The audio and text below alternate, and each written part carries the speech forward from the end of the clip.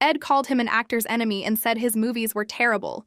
Robert Duvall's hatred for this Hollywood giant was so deep that he turned down millions just to avoid him.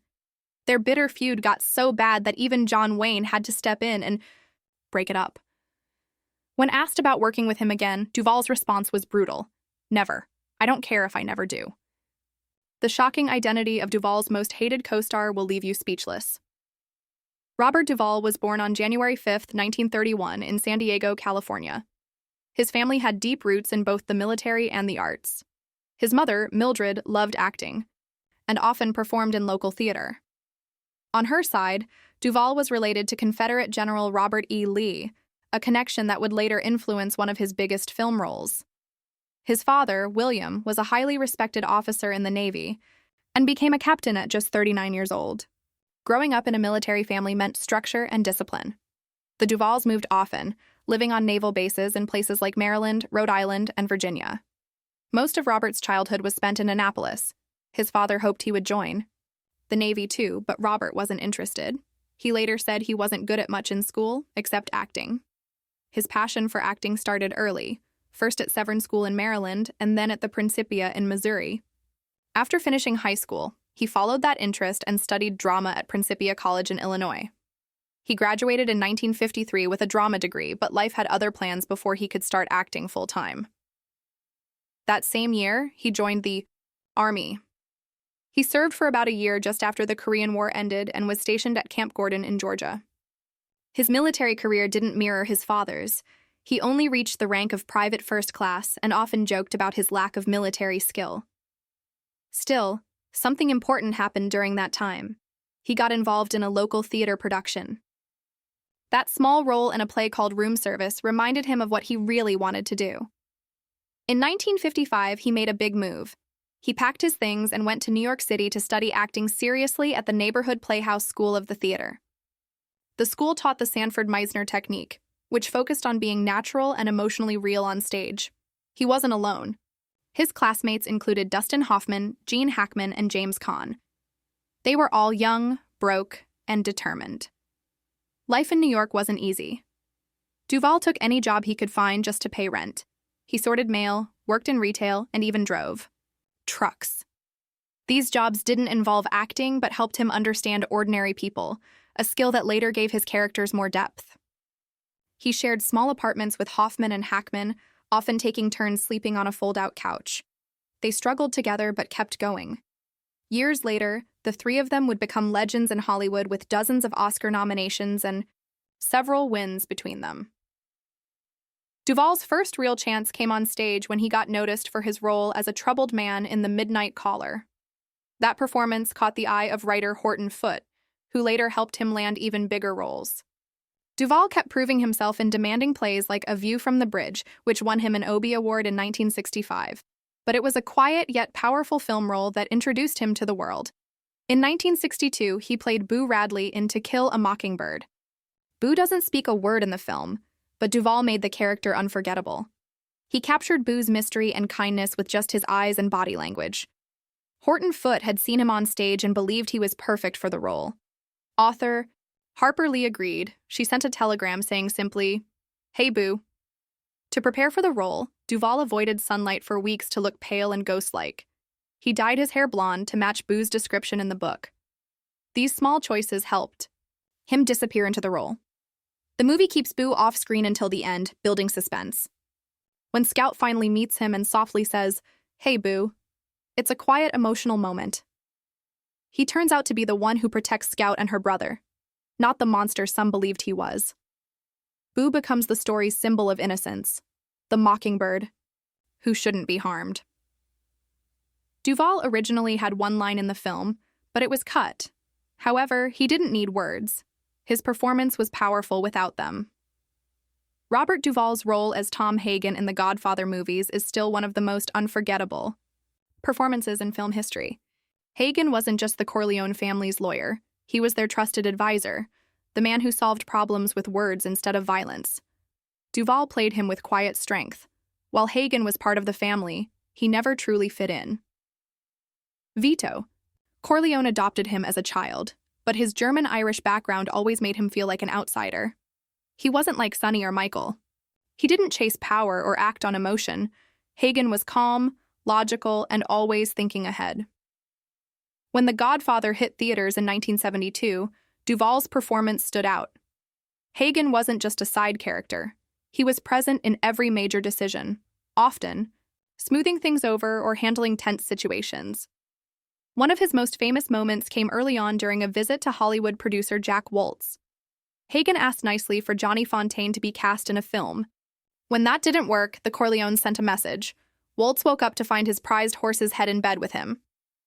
Hagen wasn't the one who made the threat, but ensured that the message landed. By the time The Godfather Part 2 came out in 1974, Hagen's role had grown more complex. After Michael survived an assassination attempt, Hagen left the country to find out who was behind it. While he was gone, Hagen stepped in as acting Don. That showed just how much trust the family had in him. But things changed as Michael became colder and more ruthless. He started pushing Hagen out. He kept him in the dark, something Vito never would have done. Duvall showed this shift in subtle ways. Hagen never stopped being loyal, but you could see doubt in his eyes. He didn't always agree with Michael, but he stayed by the family. Duvall was nominated for an Academy Award for Best Supporting Actor in 1972. He didn't win, but the nomination said a lot, while other characters like Pacino's Michael or Brando's Vito were loud and intense. Hagen was quiet and steady. He didn't need big speeches. He didn't need to yell. His power was in the way he spoke, always calm, always careful. That contrast made him one of the most fascinating characters in the trilogy. When The Godfather Part 3 was announced, many expected Duvall to return. But by 1990, the movie business had changed. Al Pacino was offered $8 million to reprise his role. Duvall was offered much less. He didn't expect equal pay, but when he saw the huge gap, he said no. Later, he explained that if Pacino had made twice as much, he would have been fine with it. But when the difference was 3 or 4 times, he walked away. Without Duvall, the script had to change. Instead of being part of the story, Hagen was written out. They said he had died off-screen. A new family lawyer, B.J. Harrison, played by George Hamilton, was brought in. But it wasn't the same. Fans and critics noticed something was missing. Even director Francis Ford Coppola admitted that Duvall's absence changed the whole direction of the film. Originally, the story was going to explore Michael and Hagen's relationship, possibly even a power struggle. But with Hagen gone, that idea was dropped. Many believe the movie suffered because of it. Even though he didn't return for the third film, Duvall never distanced himself from the first 2. Over the years, he shared stories from the set. One of the most famous was about Marlon Brando. Brando didn't like memorizing lines, so he used cue cards hidden around the set. Sometimes they were behind props, sometimes they were taped to walls. In one scene, Duvall even had Brando's lines taped to his chest. Brando believed that searching for words made his acting feel more real. Some thought it was lazy, but no one could argue with the results. His performance as Don Vito Corleone became iconic. He even won an Oscar for it, though he famously refused to accept the award. Robert Duvall has played some of the most unforgettable characters in film.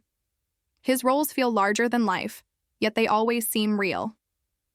In Apocalypse Now, he played Lieutenant Colonel Bill Kilgore, a soldier who was both charming and frightening. The film, directed by Francis Ford Coppola, showed the Vietnam War in a dreamlike, haunting way. Kilgore wasn't afraid of anything. He treated war like a game. His famous line, "I love the smell of napalm in the morning," became one of the most quoted in movie history. That line says everything about Kilgore. He saw destruction as a kind of triumph and seemed blind to the pain around him. Duvall didn't make that character up out of thin air. His own father was a Navy admiral, and he had served in the Army himself. He knew how real military men acted. One of Kilgore's strangest moments comes when he tells his men to surf during a bombing. It's as if the war doesn't even exist to him. And then there's the famous helicopter scene, with Wagner's Ride of the Valkyries blasting as bombs fall, one of the most unforgettable moments ever filmed. Duvall wasn't in many scenes, but every second he was on screen mattered. He won a Golden Globe and helped turn Apocalypse Now into a classic. That same year, he played a very different kind of soldier in The Great Santini. This time he was Lieutenant Colonel Wilbur Bull Meacham, a tough Marine pilot who was proud in the sky but cruel at home. He treated his family like a squad instead of a group of loved ones. His son Ben took the worst of it. There's a painful scene where Meacham plays basketball with Ben.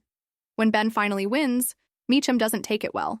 He gets angry instead of proud. Duvall didn't make Meacham a simple bad guy, though. He found small moments where the character showed he cared, even if he didn't know how to show love. Critics noticed. They said Duvall made Meacham more human than he was in the original book. The movie looked closely at masculinity, pride, and the damage caused by too much control. In the end, Meacham tries to fix things with his family, but by then it's too late. Duvall was nominated for an Oscar for that performance. A few years later, he gave one of his softest and most emotional performances in Tender Mercies. He played Max Sledge, a washed-up country singer who had lost almost everything to alcohol. The movie followed his quiet journey as he tried to rebuild his life in a small Texas town. He met a widow and her son, fell in love, and started to change. To prepare, Duvall traveled across Texas, learning how people spoke and lived. He even sang all of Max's songs himself. One of the saddest scenes in the film is when Max tries to reconnect with his daughter. Just as they start to rebuild their bond, she dies in a car crash. It's a heartbreaking moment that shows some chances never come again. The film was gentle and thoughtful. It explored healing and hope in small, quiet ways. Duvall said this was one of his most personal roles. He kept his performance low-key, letting little looks and pauses say everything. He won an Oscar for it. Though the film didn't make a lot of money, became beloved for its honesty and depth. Years later, Duvall poured everything he had into The Apostle. This wasn't just another acting job, this was his dream. He wrote the script, directed the film, and paid for most of it himself. No studio wanted to make it, but he believed in the story. He played Sonny Dewey, a Pentecostal preacher who inspires people but also wrestles with his temper and pride.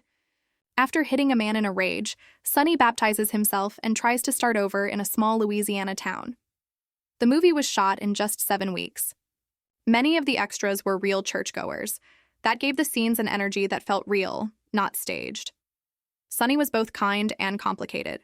One of the strongest moments in the film shows him winning over a racist construction worker with nothing but preaching and patience. It showed both his power and his contradictions. Duvall never let the role slip into a cartoon. He kept it grounded. His effort paid off. He was nominated for another Oscar, and many critics praised the film's honesty. It didn't become a blockbuster, but it touched people who saw its raw and honest portrayal of faith and forgiveness. Duvall once said that preaching is one of America's great art forms. In The Apostle, he brought that art to life. Robert Duvall's personal life has been as full of twists and turns as his long career. He's been married 4 times, and each relationship tells part of his story. His first wife was Barbara Benjamin, a former dancer on the Jackie Gleason show. They met in the early 1960s while he was filming To Kill a Mockingbird.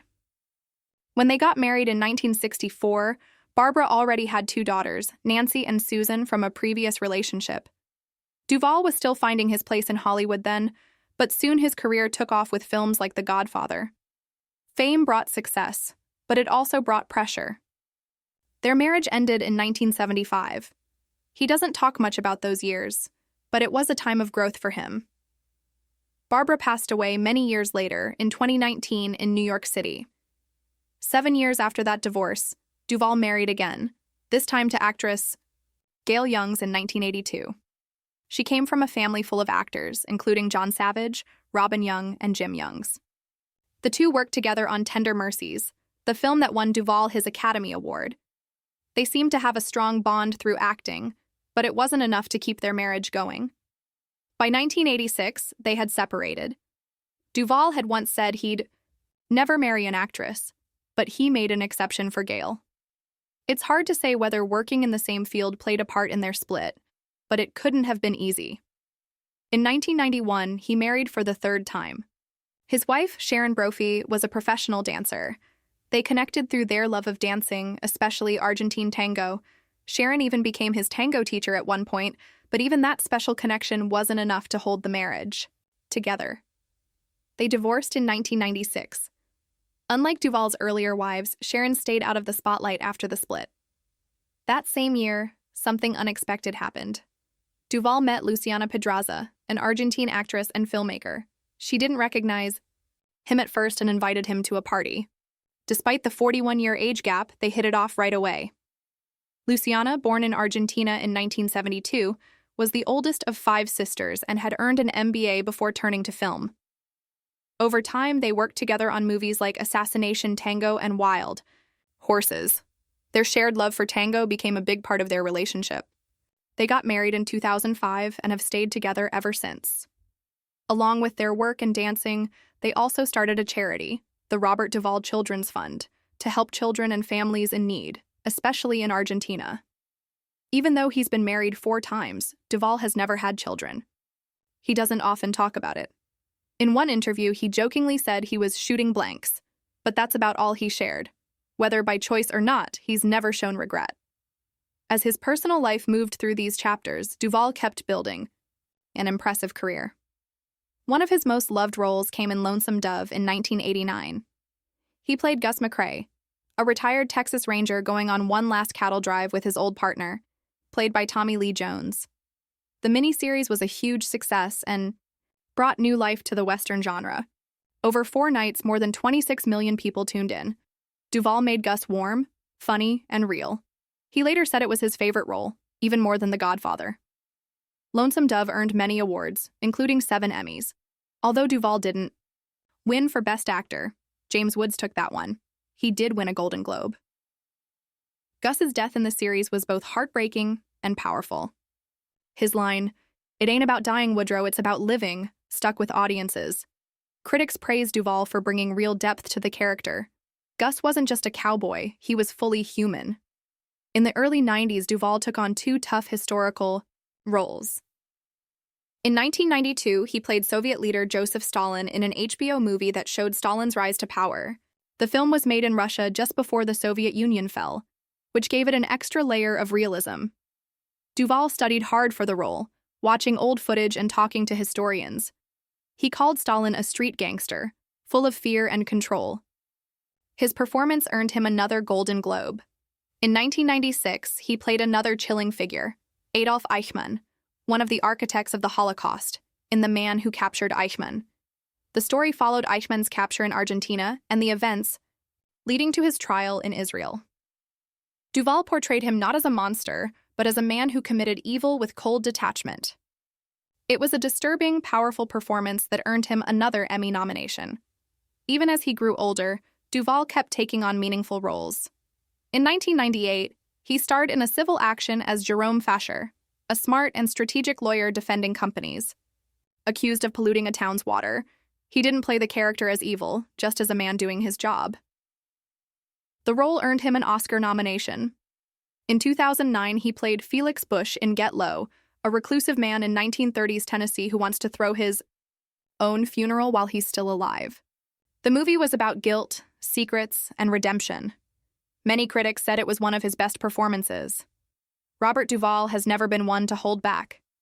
Known for his strong performances and direct personality, he's also known for speaking his mind, especially when it comes to other people in the film industry.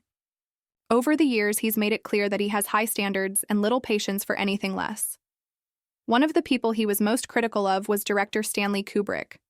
At a roundtable interview, Duvall didn't mince words. He called Kubrick an actor's enemy and slammed the performances in some of Kubrick's most famous movies. Even though films like The Shining and A Clockwork Orange are widely praised, Duvall thought the acting in them was terrible. He didn't blame the actors, though. He blamed Kubrick's way of working. Duvall questioned how a director who demanded dozens of takes from his actors could even tell what made one better than another. To him, that kind of perfectionism ruined good acting. Duvall didn't just criticize directors from the past. He also had harsh words for modern ones. In that same roundtable, someone mentioned David Fincher, and Duvall pretended not to know who he was. Once he realized who they meant, he brought up turning down a role in Seven. He admitted he wasn't sure why he passed on the part, but said maybe it was Fincher's style that pushed him away, even if only on a gut level. He also spoke about a tough experience working on True Grit with director Henry Hathaway. Duvall said flatly that they didn't get along. He didn't offer much detail, only that Hathaway's aggressive directing style clashed with his own method acting background.